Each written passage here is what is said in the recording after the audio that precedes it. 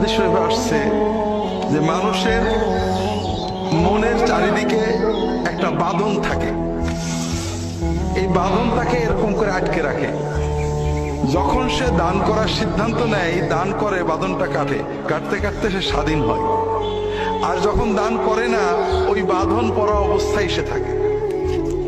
অন্য হাদিসে আসছে, রাসূলুল্লাহ বলছেন প্রতিদিন সকালে আল্লাহর দুজন ফেরেশতা জমিনে আসেন।